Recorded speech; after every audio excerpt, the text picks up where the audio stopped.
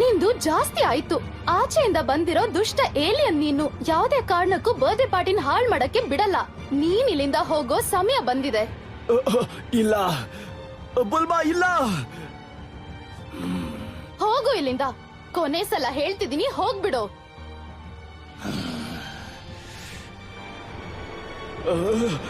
ಇಲ್ಲ ಬೀರಸ್, ಇಲ್ಲ. ಅವಳಿಗೇನು ಮಾಡ್ಬೇಡ. ನಿನಗೇನೇ ಸಿಟ್ಟಿದ್ರು ಅದು ನನ್ ಮೇಲೆ ತೋರ್ಸು. ಅವಳನ್ ಬಿಟ್ಬಿಡು.